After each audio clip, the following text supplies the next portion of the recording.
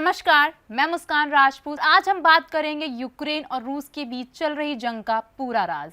Ukraine और रूस के बीच गर्म हुआ माहौल।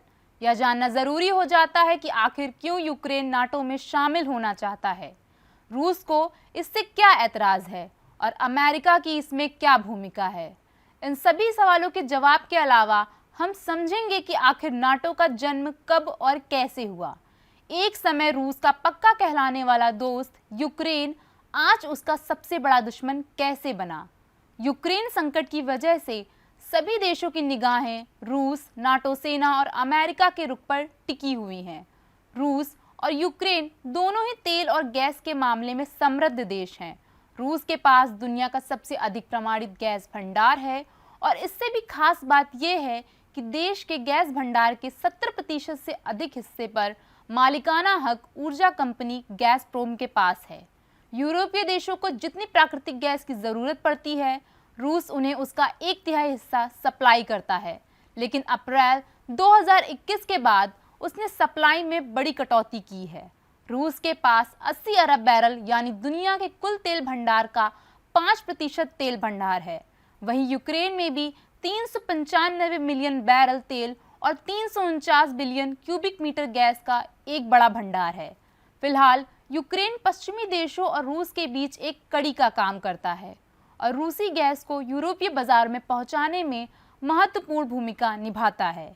टकराव का सबसे बड़ा कारण नाटो, रूस के लिए ही हुआ था जन्म। दूसरे विश्व युद्ध के बाद यूएसएसआर और अमेरिका के बीच शीत युद्ध की शुरुआत हुई और दोनों देश दुनिया के अन्य देशों को अपने पाले में करने के उद्देश्य से आगे बढ़े। यही वह समय था जब नाटो नाम के एक संगठन का जन्म हुआ।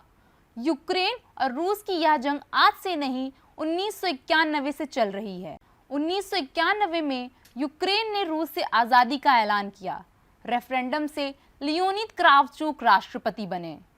1994 में लियोनिद कुचमा ने लियोनिद क्रावचुक को चुनाव में हराया। कुचमा एक बार फिर से राष्ट्रपति चुने गए और चुनाव में अनियमितता के आरोप लगे।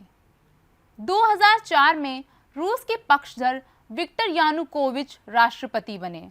चुनाव में धांधली का आरोप लगा, प्रदर्शन हुए। पश्चिम के पक्षधर विक्टर युश्चेंको को राष्ट्रपति चुना गया। 2005 में युश्चेंको ने रूस का दबदबा कम करने का संकल्प लिया। यूक्रेन को नाटो और यूरोपीय यूनियन में शामिल करने की बात कही। 2008 में नाटो का यूक्रेन से वादा, आप हमारे गठबंधन का हिस्सा होंगे। 2010 में यानुकोविच ने राष्ट्रपति चुनाव में यूलिया टिमोशेंको को हराया। 2013 में यानुकोविच ने यूएस के साथ ट्रेड वार्ता को सस्पेंड किया। रूस के साथ ट्रेड समझौते किए। कीव में बड़ा प्रदर्शन हुआ। 2014 में 14,000 से ज्यादा प्रदर्शनकारियों की मौत। संसद ने यानुकोविच को हटाने के लिए वोट किया। यानुकोविच यूक्रेन छोड़ रूस भाग गए। लड़ाकों ने यूक्रेन की क्रीमिया में संसद पर रूसी झंडा फहराया। 16 मार्च को रूस ने इसे रेफरेंडम से रूस में शामिल किया। 2017 में यूक्रेन और यूरोपीय यूनियन के बीच फ्री मार्केट ट्रेड की डील हुई। 2019 में यूक्रेन ने ऑर्थोडॉक्स चर्च को आधिकारिक मान्यता मिली। आधिकारिक मान्यता मिलने पर रूस इससे नाराज हुआ।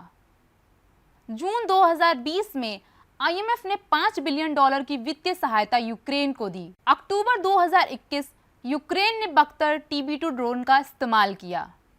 ड्रोन के इस्तेमाल से रूस नाराज हुआ। नवंबर 2021 रूस ने यूक्रेन की सीमा पर सेनाओं की तैनाती बढ़ाई। 7 दिसंबर 2021 रूसी सैनिकों की संख्या बढ़ाने पर बाइडेन की रूस को चेतावनी, रूस ने यूक्रेन पर हमला किया तो आर्थिक पाबंदियां लगेंगी। यूएस 10 जनवरी 2022 यूक्रेन रूस तनाव के बीच यूएस और रूस के राजनयिकों की वार्ता विफल। 14 जनवरी 2022 यूक्रेन पर साइबर हमले की चेतावनी। 17 जनवरी 2022 रूस की सेना बेलारूस पहुंचनी शुरू हुई। 24 जनवरी 2022 नाटो ने सेना को स्टैंड बाई पर रखा। 28 जनवरी 2022 पुतिन ने कहा, रूस की मुख्य मांग सुरक्षा थी जो स्वीकार नहीं की गई। 2 फरवरी 2022 यूएस ने कहा 3,000 अतिरिक्त सैनिकों को पोलैंड, रोमानिया भेजेगा। 4 फरवरी 2022 पुतिन को चीन का समर्थन मिला। यूक्रेन को नाटो का हिस्सा नहीं होना चाहिए, चीन ने कहा। 7 फरवरी 2022 पुतिन से मिले फ्रांस के राष्ट्रपति इमैनुअल मैक्रोन। मैक्रो बोले पुतिन मान गए, रूस बोला डील नहीं हुई। 9 फरवरी 2022 जो बाइडेन ने कहा यूक्रेन पर रूस कभी भी हमला कर सकता है। अमेरिका ने अमेरिकी लोगों से देश छोड़ने की बात कही। 15 फरवरी 2022 रूस ने कहा उसकी कुछ सेना वापस लौट रही है। 18 फरवरी 2022 यूएस राजदूत ने कहा रूस से यूक्रेन सीमा पर सैनिक बढ़ाएं। 19 फरवरी 2022 रूस की सेना ने परमाणु हथियारों का अभ्यास किया। 21 फरवरी 2022 रूस ने यूक्रेन के 2 हिस्सों लुहांस्क, दोनेत्स्क को मान्यता दी।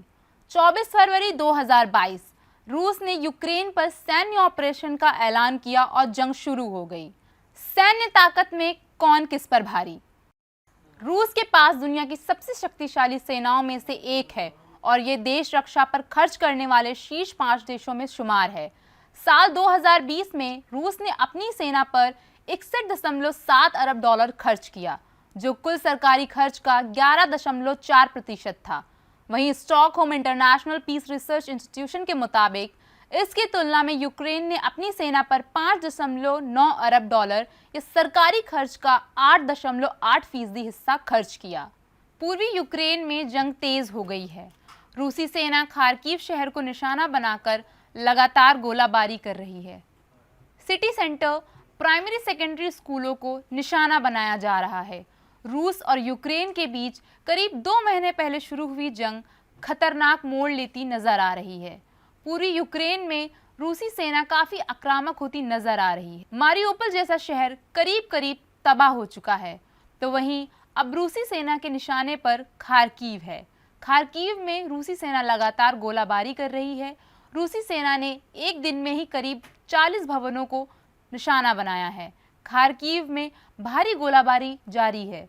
रूसी हमले में खार्किव में करीब 18 लोगों की मौत हुई है, जबकि 100 से अधिक आम नागरिक घायल हुए हैं। शहर के सिटी सेंटर, प्राइमरी और सेकेंडरी स्कूल रूस सेना की ओर से की गई गोलाबारी में सोमवार को एक 14 साल के किशोर की मौत हो गई। बताया जाता है कि रूसी हमले की तेज रफ्तार के बीच शहरों में फायर स्टेशनों को मिलने वाली फोन कॉल्स में भी इजाफा हुआ है।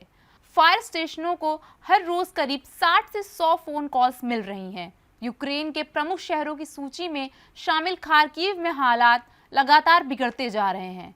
यूक्रेनी मीडिया के मुताबिक खार्किव के मेयर ने दावा किया है कि रूसी हमले में 1929 आवासीय भवन ध्वस्त हो चुके हैं। गौरतलब है कि रूसी सेना ने पूर्वी यूक्रेन में हमले तेज कर दिए हैं। मारियोपोल में भी रूस और यूक्रेन की सेना के बीच भीषण जंग जारी है। यूक्रेनी सेना ने मारिका शहर पर भी नियंत्रण स्थापित कर लेने का भी दावा किया है। रूस और यूक्रेन के बीच जंग लगातार खतरनाक रूप ले रही है। रूस पीछे हटने के लिए तैयार नहीं है, तो यूक्रेन किसी भी हालत में हार मानने के लिए तैयार नहीं है।